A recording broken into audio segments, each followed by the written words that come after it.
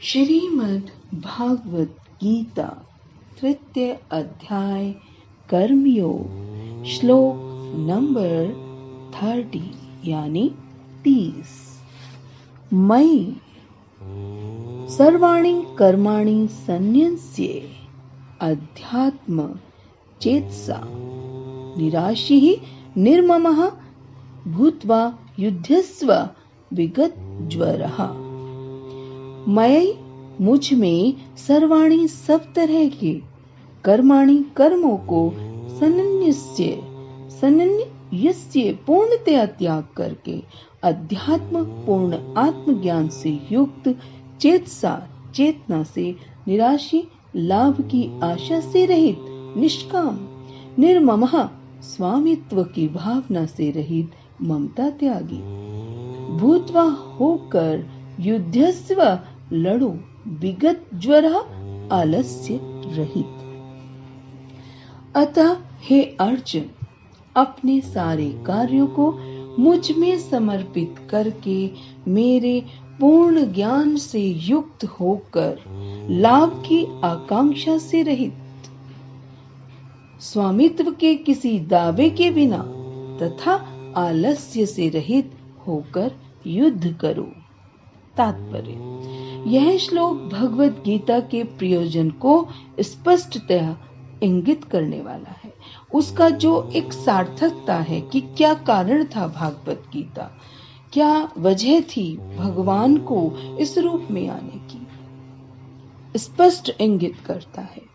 भगवान की शिक्षा है कि सर्व धर्म यानी स्वधर्म पालन के लिए सैन्य अनुशासन के सदृश पूर्णतया कृष्ण भावना भावित होना आवश्यक है। ऐसे आदेश से कुछ कठिनाई उपस्थित हो सकती है, फिर भी कृष्ण के आश्रित होकर सब धर्म का पालन करना ही चाहिए, क्योंकि यह जीव की स्वाभाविक स्थिति है। जीव भगवान के सहयोग के बिना सुखी नहीं हो सकता, बिल्कुल सुखी नहीं हो सकता, क्योंकि जीव की नित्य स्वाभाविक स्थिति ऐसी ही है कि भगवान की इच्छाओं के अधीन रहा जाए। अतः श्री कृष्ण ने अर्जुन को युद्ध करने का इस तरह आदेश दिया मानो भगवान उसके सेना नायक हो। परमेश्वर की इच्छा के लिए मनुष्य को सर्वस्व की बलि करनी होती है और साथ ही स्वामित्व जताए बिना स्वधर्म का पालन करना होता है। अर्जुन को भगवान के आदेश का मात्र पालन ही तो करना था।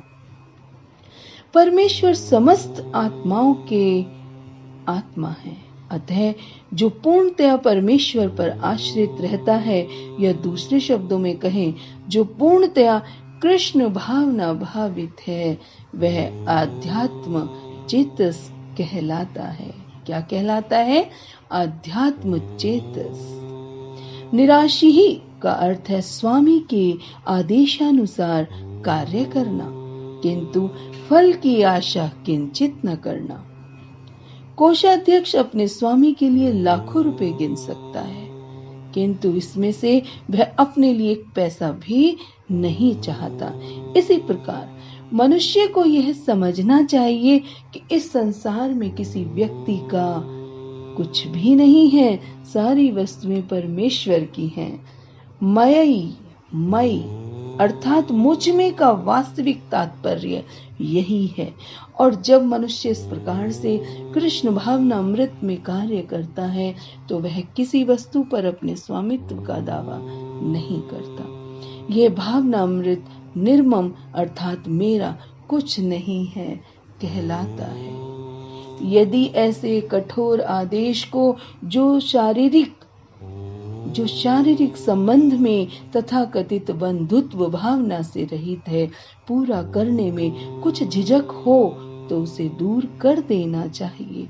इस प्रकार मनुष्य विगत ज्वर अर्थात ज्वर या आलस्य से रहित हो सकता है। अपने गुण तथा स्थिति के अनुसार प्रत्येक व्यक्ति को विशेष प्रकार का कार्य करना होता है और ऐसे कर्तव्यों का पालन कृष्ण भावना भावित होकर किया जा सकता है। इससे मुक्ति का मार्ग प्रशस्त हो जाता है। जय श्री कृष्ण। जय कुंज बिहारी।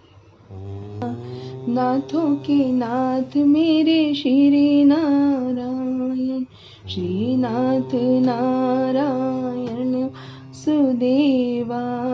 नाथों के नाथ मेरे गुरु महादेव, श्रीनाथ नारायण वासुदेवा। कृष्ण श्री नारायण, नारायण प्रभु के नाथ, श्री नारायण प्रभु श्री नारायण। माँ भगवती वासुदेवाय नमः, श्रीनाथ नारायण वासुदेवा। अब तक तो भगवान ने अर्जुन के प्रश्न, मुझे घोर कर्म में क्यों लगाते हो, का ही कई तरीके से उत्तर दिया। अब इस श्लोक में भगवान निष्ठा के अनुसार कर्म करने की विधि बताते हैं। संपूर्ण कर्मों को मेरे में अर्पण कर, ऐसा कहने का तात्पर्य है कि क्रिया और पदार्थ को अपने और अपने लिए न मानकर मेरे और मेरे लिए ही मान। कारण भगवान समग्र है और संपूर्ण कर्म तथा पदार्थ अधिभूत समग्र भगवान के ही अंतर्गत है। गीता के 7वें अध्याय का 29वां 30वां श्लोक उस समग्र भगवान के लिए ही यहाँ मई पद आया है।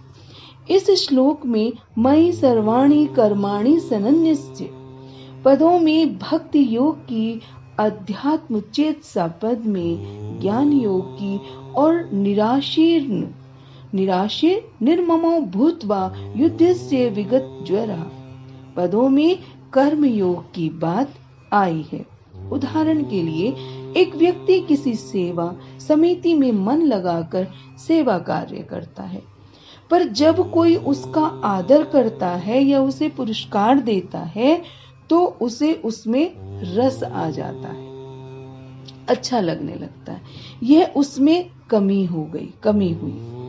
ऐसी कमियों का पता कर्म करने पर ही तो पता लगता है। हमने पूर्व श्लोकों में जो पढ़ा है उसमें अपना सिद्धांत बताकर, अपना मत बताकर भगवान ये सब हमें वृतांत बता रहे हैं और अब आगे के 2 श्लोकों में अपने मत की पुष्टि करते हैं। पूर्व श्लोकों में अपना मत यानी उसके जो नियम है, सिद्धांत है, वो बताए हैं और अब आगे जो भगवान के अपना जो मत है उसकी पुष्टि करते हैं। Therefore, O Arjuna, surrendering all your works unto me, with full knowledge of me, without desires for profit, with no claims to proprietorship, and free from lethargy fight. Purport. This verse clearly indicates the purpose of Bhagavad Gita. The Lord your Lord instructs that one has to become fully Krishna conscious to discharge duty, as if in military discipline. Such an injunction may make things a little difficult. Nevertheless, duties must be carried out with dependence on Krishna, because that is the constitutional position of the living entity. The living entity cannot be happy independent of the cooperation of the Supreme Lord, because the eternal constitutional position of the living entity is to become subordinate to the desires of the Lord. Arjuna was therefore ordered by Shri Krishna to fight as if the Lord were his military commander. One has to sacrifice everything for the good will of the Supreme Lord and at the same time discharge prescribed duties without claiming proprietorship. Arjuna did not have to consider the order of the Lord. He had only to execute his order. The Supreme Lord is the soul of all souls. Therefore, one who depends solely and wholly on the Supreme Soul without personal consideration, or in other words, one who is fully Krishna consciousness, is called Adhyatma Chittas Nirasha. Means that one has to act on the order of the master but should not expect fruitive results. The cashier may count millions of dollars for his employer, but he does not claim a cent for himself. Similarly, one has to realize that nothing in the world belongs to any individual person, but that everything belongs to the Supreme Lord. That is the real purport of my or unto me. And when one acts in such Krishna consciousness, certainly he does not claim proprietorship over anything. This consciousness is called Nirman, or nothing is mine, and if there is any reluctance to execute such a stern order, which is without consideration of so-called kinsmen in the bodily relationship, that reluctance should be thrown off. In this way, one may become Vigat Jwara, or without feverish mentality or lethargy. Everyone, according to his quality and position, has a particular type of work to discharge. To his quality and position,